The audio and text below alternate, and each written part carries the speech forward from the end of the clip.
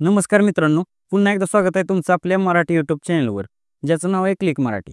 मित्रांनो, तुम्हाला माहितीच असेल की नुकत्याच निवडणुका पार पडल्यात. आता या निवडणुका पार पडल्यानंतर शासनाने एक मोठा निर्णय घेतलेला आहे. आता हे जे लाडकी बहीण योजना जी होती, तर त्या लाडकी बहीण योजनेचे जे पैसे आहेत, ते आता तातडीने ट्रान्सफर करण्याचा निर्णय घेतला आहे. आता लवकरात लवकर तुमच्या अकाउंटमध्ये लाडकी बहीण योजनेचे ₹1500 ऐवजी ₹2100 एवढा हप्ता जमा होणार आहे. आता हा हप्ता तर जमा होणार आहे. पण महत्त्वाचा असा निर्णय काय घेतलेला आहे, तर यासाठी काही ठराविकच बँका चालणार आहेत. आता या कोणत्या बँका चालणार आहेत आणि कोणकोणत्या बँका यासाठी पात्र असणार आहेत, म्हणजेच कोणकोणते लाभार्थी यासाठी पात्र असणार आहेत, याची देखील माहिती आपण आजच्या या व्हिडिओच्या माध्यमातून घेणार आहोत. मित्रांनो, आपल्या चॅनलवर जर का नवीन आला असाल, तर चॅनलला लगेच सबस्क्राईब करून ठेवा. आता 6वा हप्ता जो आहे, तो कोणत्या खात्यामध्ये जमा होणार आहे? तुमच्या लाडक्या बहीण योजनेचे ज्यावेळेस लाडकी बहीण योजना निघालेली होती, त्यावेळेस महिलांना बऱ्याच वेळा सांगण्यात आलेलं होतं, की हे बँकेचं खातं लावा, ते बँकेचं खातं जोडा. तुम्ही ज्या बँकेचं खातं फॉर्म भरताना दिलेलं होतं, त्या बँकेमध्ये तर पैसे जमा झालेलेच नाहीत. आता मित्रांनो, महत्त्वाचा निर्णय असा येतो, की हे पैसे जे आहेत, ते कोणत्या बँकेमध्ये जमा होणार आहेत. तर ते तुम्हाला आता आपण या आजच्या व्हिडिओच्या माध्यमातून व्हिडिओ संपेपर्यंत सांगणारच आहे. त्याच पद्धतीने तुमची बँक कुठली असायला पाहिजे किंवा तुम्हाला नवीन खातं ओपन करायला लागणार आहे का? ही देखील माहिती आपण आजच्या व्हिडिओच्या माध्यमातून घेणार आहे. आता मित्रांनो, तुम्हाला किती पैसे तुमच्या खात्यामध्ये तुमच्या महिलांना किंवा तुमच्या घरातल्या व्यक्तींना किती पैसे मिळाले ते तुम्ही कमेंट बॉक्समध्ये आम्हाला सांगू शकता. त्याच पद्धतीने व्हिडिओला लाईक करा, कारण पुढचा व्हिडिओ बनवण्यासाठी तुम्ही लाईक केलेल्या व्हिडिओतून आम्हाला मोटिवेशन मिळतं. तर आता मित्रांनो, सर्वात महत्त्वाचा मुद्दा असा की तुम्हाला पैसे मिळणार कुठल्या खात्यात.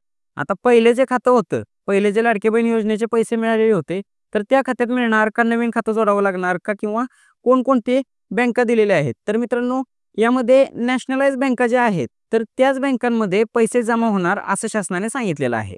आता नॅशनलाइज बँका कुठल्या, तर तुम्ही ते Googleवरती टाकून सर्च करू शकता. तर IDBI बँक असेल, महाराष्ट्र बँक असेल, ICICI बँक असेल किंवा इंडियन पोस्ट पेमेंट बँक असेल, तर अशा पद्धतीच्या बँका येतात. परंतु यामध्ये तुमचं खातं असून पण चालणार नाही. तर का? तर मित्रांनो, यामध्ये तुमचं आधार DBT लिंक असलं पाहिजे. आता आधार DBT तुमचं लिंक आहे की नाही याचा व्हिडिओ आपण ऑलरेडी बनवलेला आहे.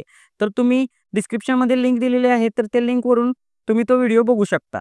त्याच पद्धतीने मित्रांनो, महत्त्वाचा मुद्दा असा येतो, की तुमचं आधार लिंक असेल त्याच बँकेमध्ये हे पैसे जमा होणार आहेत की नाही. तर मित्रांनो, ज्या खात्याला तुमचा आधार DBT आहे त्याच बँकेमध्ये हे पैसे जमा होणार आहेत. त्याच पद्धतीने आता जर का तुम्हाला पहिल्यापासून जर का शेवटपर्यंत एकही हप्ता मिळालेला नसेल, तर तुम्ही काय करणार? तर मित्रांनो, जर का एकही हप्ता मिळालेला नसेल, तर तुम्हाला पहिल्यांदा बँकेमध्ये जायचं आहे आणि बँकेमध्ये जाऊन तुम्हाला आधार DBT आहे की नाही हे चेक करायचं आहे. किंवा ज्या महिलांना पहिल्यापासून हप्ते मिळालेले आहेत, त्यांनी सुद्धा जाऊन बँकेमध्ये जाऊन चौकशी करून घ्यायची आहे, की आमचं बँकेचं खातं जे आहे, ते आधार DBT लिंक आहे का? तर जर का असेल, तर तुमचे पैसे त्या खात्यावरती येणार आहेत. जर का तुमचे मल्टिपल खाते असतील, म्हणजे IDBIमध्ये पण आहे, जिल्हा मध्यवर्तीमध्ये पण आहे किंवा इतर कोणत्या बँकेमध्ये आहे, ICICIमध्ये आहे, तर तुम्हाला त्या सगळ्या बँकेमध्ये जाऊन चौकशी करायची आहे, की बाबा आमचं आधार कार्ड कोणत्या खात्याला संलग्न आहे, म्हणजेच DBT आहे. DBT म्हणजे डायरेक्ट बेनिफिट ट्रान्सफर, हा DBTचा फुल फॉर्म होतो. तर आता हे तुम्ही चेक केल्यानंतर ज्या बँकेमध्ये तुमचं DBT लिंक असेल, त्या बँकेमध्ये तुमचे पैसे जमा होणार आहे. आता राहिला विषय कोणत्याच बँकेमध्ये तुमचं DBT लिंक नसेल, तर काय करायचं?